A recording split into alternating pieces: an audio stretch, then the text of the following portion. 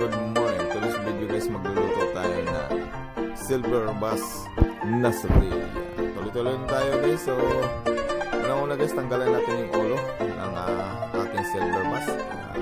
Tuloy lang tayo para pagpili guys, hindi mahirap pagpili. Tuloy-tuloy tayo, kaliskisa natin yan.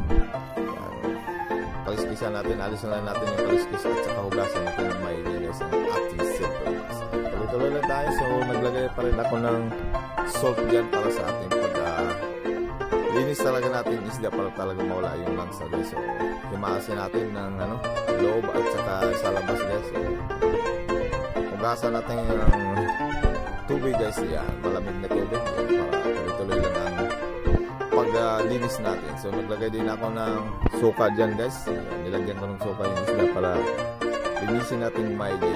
Tuloy-tuloy lang tayo. So, basta guys, pag naglinis kayo ng isda guys, siguro na wala talagang kalagsan sa at malinis na. Tuloy-tuloy tayo. So yan guys, ready to pili na yan. Kaya hindi ko inalisan ng balat yan guys.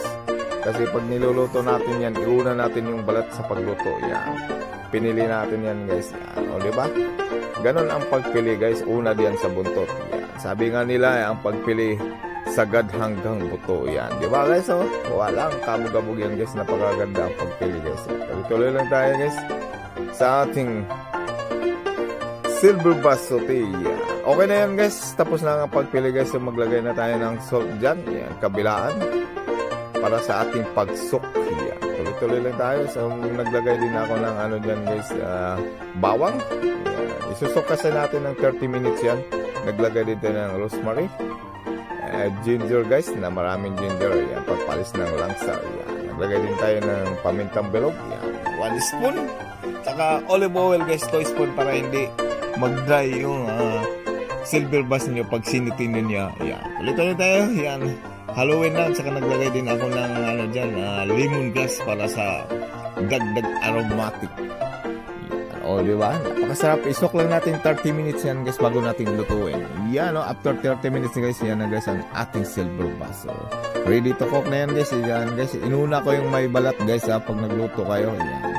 At saka pinutol ko pala yan kasi medyo mahaba, hindi magkasya sa lutuan natin. Tuloy-tuloy lang tayo.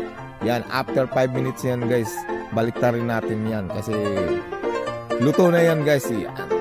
Sarap ng feelings yan guys. Oh. So maglagay din tayo ng yan guys, butter guys, lagyan natin sa tagiliran yan. Tsaka haluin natin, ipagsama natin yan ng butter guys sa kabila din yan. Yan. O diba? Sarap ng feelings yan guys. Yan. Naglagay ako ng lemon guys. Kaya hindi ako naglagay ng lemon kanina guys nung binabad natin kasi titigas yung karne niya. Saka maglagay na kayo ng lemon pagluto na siya. Yan. Tuloy-tuloy lang tayo guys. Yan. Lagyan ko rin ng lemon yan sa kabila guys para lalong sumarap. Naglagay din pala ako ng Maggi sabor. Yan. Lagyan natin ng lemon ulit at saka Maggi sabor guys para pantay ang sarap niya. O, diba? Tuloy-tuloy tayo. Kung bago ka lang sa channel ko guys, pinilibing like, share, and subscribe sa ating naman FB Arnold Bitani. Pakilike lang guys sa ating FB guys. Tuloy-tuloy tayo. Almost done na yan guys. So, yan ang aking sitting clip guys. So, tuloy-tuloy lang tayo. I-sit up na natin ng maigi yan para matikman na ng madlang people. Yan. O, diba? Napakasarap ng silver bass guys. Ang silver guys, depende kasi sa pagluto. Yan. Tuloy-tuloy lang tayo. Yan. Naglagay din akong arugula salad guys. Yan sa gilid para may partner siya. Yan. O diba? Sarap ng feelings yan guys. Pag kinain mo yan, parang kumain ka sa 5-star hotel. Yan. Tuloy-tuloy lang tayo. So, thank you for watching guys. Sana nagustuhan yung video na ito guys. Ang ating silver bass sauté. Yan.